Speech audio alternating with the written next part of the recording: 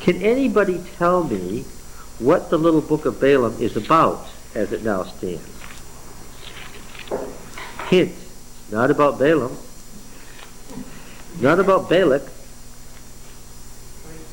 It's not even about the Exodus. Yes? This afternoon, it seemed like the most striking thing was the blessings on Israel. Yeah, the theme of blessing is all the way through, isn't it? Every time they open their mouth, it's whether you can bless or curse. Right? Where do you first hear about blessings in the Bible?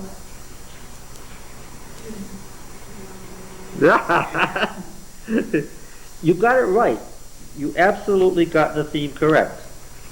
The blessings on Israel. It's not exactly on Israel that's the striking part. It builds up to something, but it's the blessing theme. But where do you first get that theme?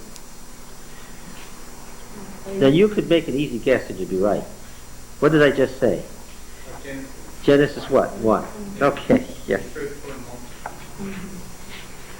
The blessings of creation. Yeah. Do you know how the blessings of creation narrow down, Richard?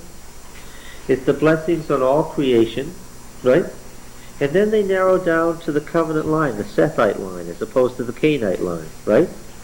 And then they narrow down to Noah and his family. And then they narrow down to just Shem. And among the Shemites, they narrow down to just the line of Abraham, right? They narrow down finally to just Israel. More and more blessings on fewer and fewer people. Okay? And finally, the blessings narrow down to somebody within Israel. And that's what the book of Balaam is about. The priestly writer has included it because he's up to something. He's shifting this theme of blessing again. Now, since the book of Balaam is the conclusion to the whole story, we'll just read it, but we're not going to get the whole effect until we go back and reread the whole story and get the high points. Well, what happened? It's a simple story. It's only 5 pages long in our Bibles. Not that that wasn't a giant work in ancient times when you were writing on a scroll. There was a whole book unto itself at the time, but it's a little section in ours. Chapter 22:1, then the people of Israel set out and encamped in the plains of Moab beyond the Jordan of Jericho. That's not part of the story, as we're going to find out. Now Balak the son of Zippor saw all that Israel had done to the Amorites, and Moab was in great dread of the people, because they were many. Moab was overcome with fear of the people of Israel, and Moab said to the elders of Midian, this is how the Moabites and the Midianites got linked together later in that story about the Midianite princess came in with the prince of Israel, and they were committing adultery inside the tent of meeting, right? It's the fact that he speaks to the Midianites. Said to the elders of Midian, this horde will now lick up all that is round about us, as the ox licks up the grass of the field.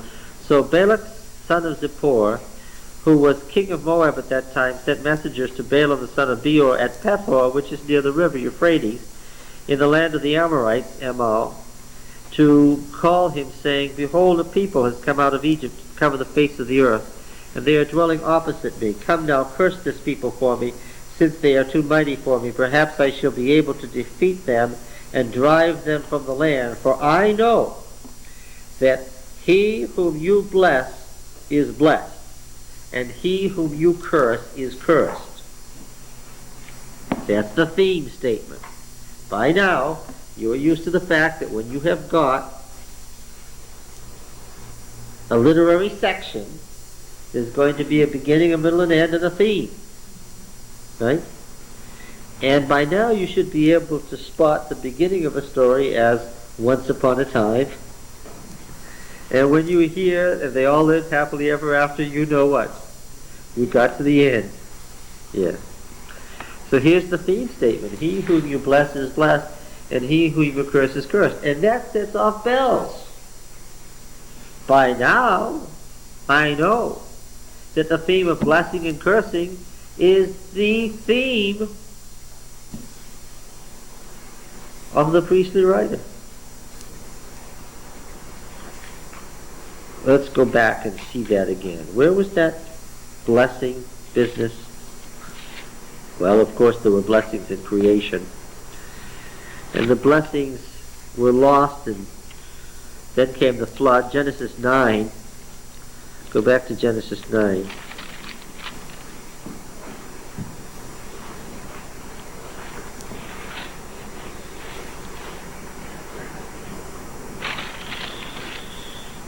God made a covenant with Noah. Remember that? We're going to follow the priestly writer's covenant theme.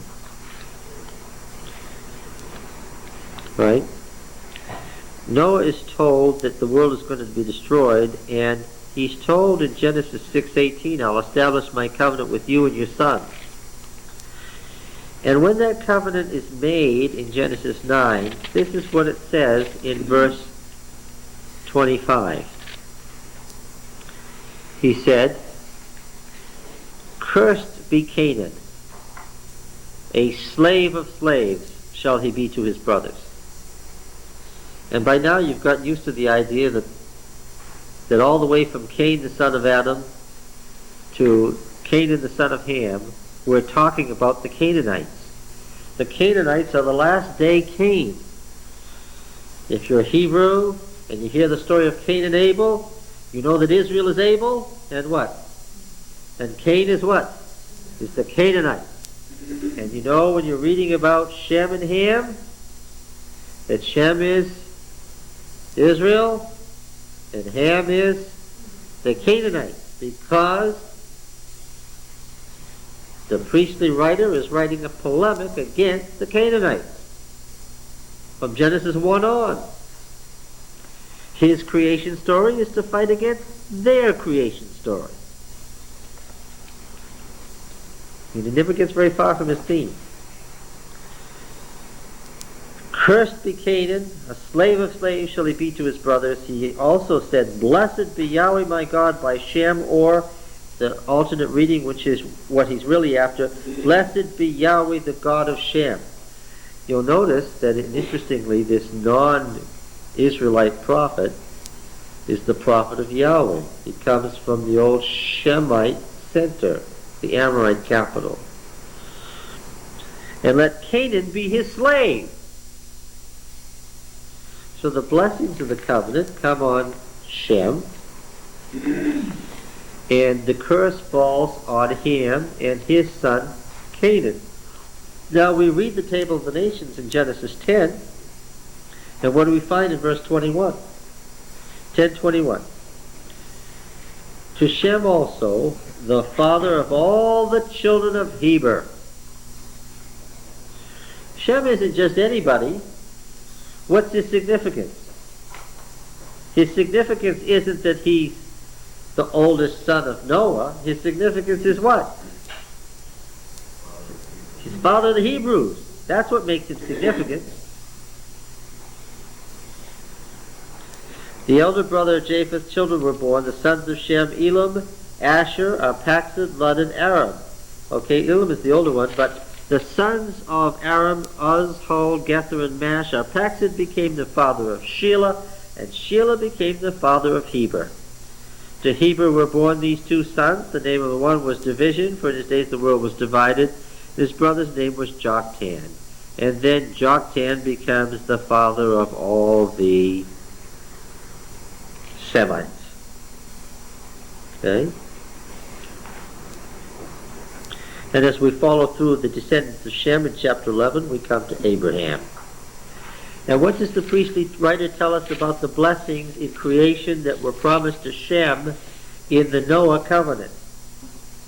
The blessings in creation narrowed down finally to just Noah, and finally among Noah's sons, Shem, and issued forth in Abraham. Genesis 17 in verse 1.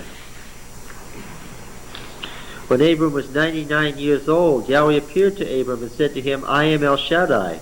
Walk before me and be blameless, and I will make my covenant between me and you, and I will multiply you exceedingly." The old promise in creation.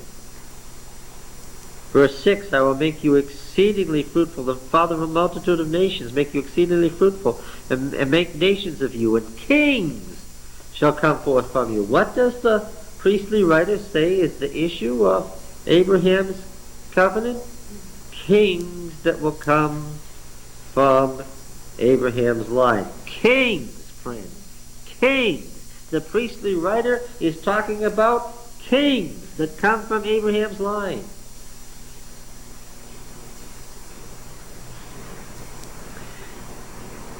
And I will make nations of you, and kings shall come forth from you, and I will establish my covenant between me and you and your descendants after you throughout their generations, for an everlasting covenant to be God to you and to your descendants after you, and I will give to you and your descendants after you the land of your sojourning, all the land of Canaan. Don't think of it as the land as a geographical designation. What country did they go to? The land of Canaan. No. Think of it as a personal possession. Whose land is it? It's Canaan's land. And who are you going to take it away from? You're going to take it away from Canaan. So think of Canaan as a personal name. It's the land of Canaan that you're going to get. For an everlasting possession, and I will become their God. And it says in about Isaac, I will establish my covenant with him, verse 19, an everlasting covenant for his descendants after him. And this story about Isaac is repeated, that he's going to have these special blessings. And notice what it says about Isaac in chapter 27 and verse 29. This is Isaac issuing his accidental blessing to Jacob.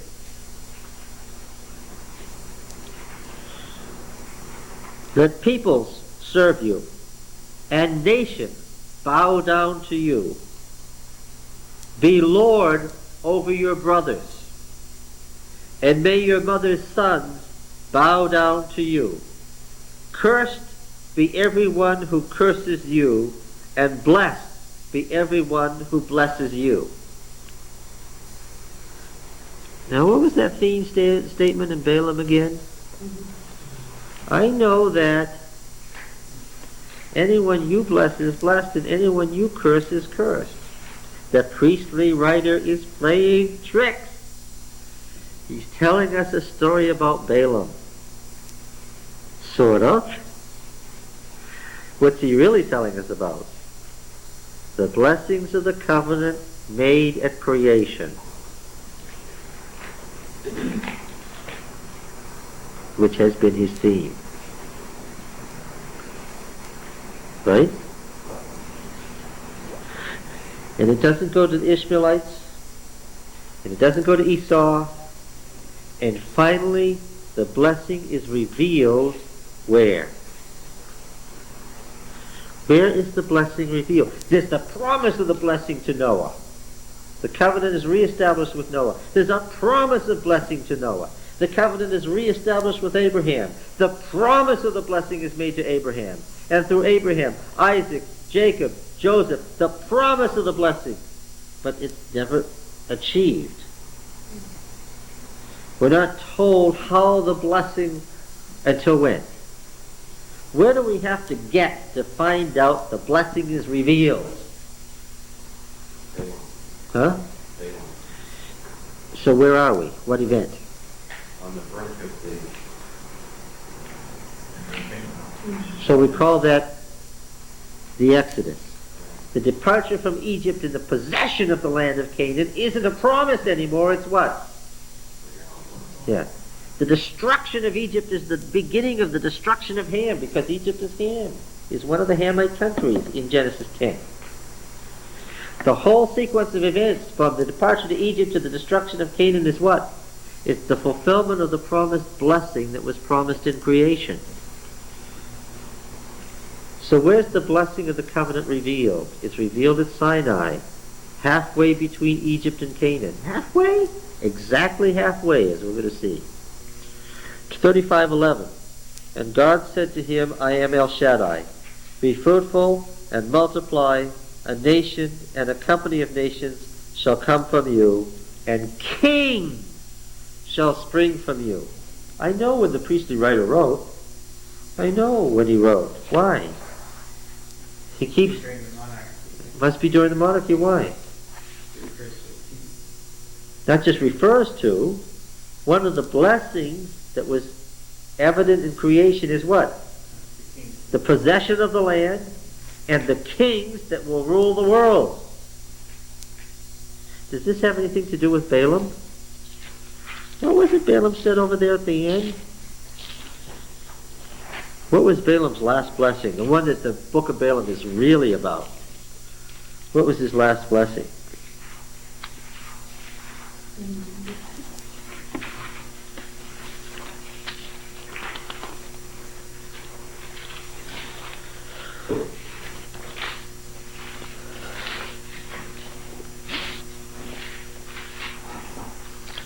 Let me just read a couple of things in the book of Balaam. Verse 6, 22:6. He whom you bless is blessed. He whom you curse is cursed. Verse 12. God said to Balaam, you shall not go with them. You shall not curse the people, for they are blessed. Verse 17. I'll give you great honor. Come, curse this people for me. Verse 20. Only what I bid you, you shall do. We'll discuss the whole matter of the angel of the Lord later. Verse 22:38. Have I now any power at all to speak anything? The word that God puts in my mouth, I must speak. Whatever he shows me, I will tell you. And what is it here? Verse 7, let's read this oracle. From Aram, Balak has brought me, the king of Moab, from the eastern mountains. Come, curse Jacob for me, and come, denounce Israel. See the parallelism? How can I curse whom God has not cursed? How can I denounce whom Yahweh has not denounced? For from the top of the mountains I see him, from the hills I behold him. Lo, a people dwelling alone and not reckoning itself among the nations. Who can count the dust of Jacob, or number the fourth part of Israel? Let me die the death of the righteous, and let my end be like his. Balak said to Balaam, what have you done to me? I took you to curse my enemies, and behold, you've done nothing but bless them. And he answered, must I not take heed to speak what Yahweh puts in my mouth? And so they go and they attempt another curse. Come to another place. You'll see only the nearest of them. Curse them for me there. Verse 18, and Balaam took up his discourse and said, rise, Balak, and hear. Hearken to me, O son of Zippor. God is not man that he should lie, or the son of man that he should repent.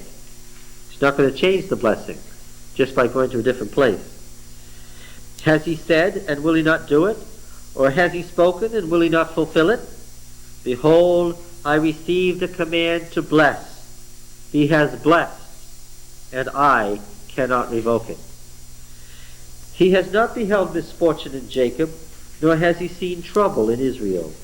Yahweh their God is with them, and the shout of a king is among them. God brings them out of Egypt. They have, as it were, the horns of the wild ox. For there is no enchantment against Jacob. It's a direct slap against the Baal religion, against the Canaanite, the worship of the demons, the enchantments of all what we would call Satanism. There is no enchantment against Jacob and no divination against Israel. Now it shall be said of Jacob and Israel, what has God wrought? Behold, a people, as a lioness it rises up, and as a lion it lifts itself. It does not lie down till it devours the prey and drinks the blood of the slain. What's that? Declare reference to what? What will Israel do? Israel will destroy you. And Balak said to Balaam, the priestly writer is playing a game here, neither curse them at all nor bless them at all. Make them neutral. But Balaam answered Balak, did I not tell you all that Yahweh says I must do? And Balaam becomes a foil for the heathen nations, who were driven on by God's plan, who can't stop it, who can only what? Who can only state it.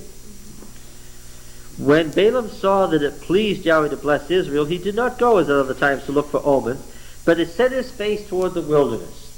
He didn't look at Israel. He looked what? He looked away from Israel. He put his back to Israel and faced the wilderness. And Balaam lifted up his eyes and saw Israel encamping tribe by tribe. The war camp. He's not departed from his theology. This is the book of Numbers. And the Spirit of God came on him, and he took up his discourse. So he seeing them in vision, he said, the oracle of Balaam the son of Beor, the oracle of the man whose eye is opened, the oracle of him who hears the words of God, who sees the visions of the Almighty falling down but having his eyes uncovered. How fair are your tents, O Jacob, your encampments, O Israel, like valleys that stretch afar, like gardens beside a river, like aloes that Yahweh has planted, like cedar trees beside the waters. Waters shall flow from his buckets, and his seed shall be in many waters. And of course we've already seen this double entendre between water and semen and seed. His king shall be higher than Agag. His king shall be higher than Agag, and his kingdom shall be exalted. God brings him out of Egypt. He has, as it were, the horns of the wild ox. He shall eat up the nations, his adversaries, and shall break their bones in pieces, and pierce them through with his arrows. He couched, he lay down like a lion, and like a lioness who will rouse him up. Blessed be everyone who blesses you, and cursed be everyone who curses you. Right? It's no wonder that this is the conclusion to the story. And Balak's anger was kindled against Balaam, and he struck his hands together, and Balak said to Balaam, I called you to curse my enemies, and behold, you have blessed them these 3 times. Therefore now flee to your place, and so forth. I would have been able to give you honor. So I told you, people when they came, if you gave me a house full of silver and gold, I would not be able to go beyond the word of Yahweh, to do either good or bad of my own will. What Yahweh speaks, that will I speak. And now behold, I am going to my people. Come, I will let you know what this people will do to your people in the last days. Now the last days are the days of the priestly writer. Now here we should perk up. We should say, why? When in the mouth of Balaam, the king of Moab, representing all the nations that have left the covenant, right? Because these are the Moabites. When the king of Moab, representing all the nations that have left the covenant, all of them, from creation down to that moment, is told by Balaam, now listen, I will leave. I will go away. I won't curse them anymore. But one thing before I go, I want to tell you what they'll do to you in the last days. What should we be doing? We should be saying, why? This is what it's all about. He's got to his point. He took up his discourse and said, the oracle of Balaam the son of Beor, the oracle of the man whose eye is opened, the oracle of him who hears the words of God, and who knows the knowledge of the Most High, who sees the visions of the Almighty, falling down but having his eyes uncovered. I see him, but not now. I behold him, but not near. The time of the Exodus, you see. I see him, but not now. I behold him, but not nigh. A star shall come forth out of Jacob. A scepter shall rise out of Israel. A king! A king! A king is coming out of Israel. Is the monarchy near at hand at this time? No, it's far off. And a particular king is going to rise. It shall crush the forehead of Moab and break down all the sons of Seth. Edom shall be dispossessed, part of the covenant line. Seir also, his enemies, shall be dispossessed, while Israel does valiantly. By Jacob shall dominion be exercised, and the survivors of the fortresses be destroyed. It's a typical prophetic view of the end of the world, when the covenant people destroy the evil nations. He looked on Amalek and took up his discourse and said, Amalek was the first of the nations, but in the end he shall come to destruction. And he looked on the Kenites and took up his discourse and said, enduring is your dwelling place, and your nest is set among the rocks. Nevertheless, Cain shall be wasted, How long shall Asher take you away captive? And he took up his discourse and said, Alas, who shall live when God does this? But ships shall come from Kittim, Crete, and shall afflict Asher and Heber, and he also shall come to destruction. So in the end, there'll be a time of affliction by the foreign nations, a time of trouble, but in the end, what? The pagan nations will be destroyed by the king who's rising in Israel. So the blessings in creation that were promised in creation will at last be fulfilled when the evil nations are destroyed by the king that's rising out of Israel. And that's why he wrote the first 4 books of the Bible. And it's interesting in that evidence too to see that he included all the nations of the world. All the nations, yes. That they might have a choice. The end, he wrote.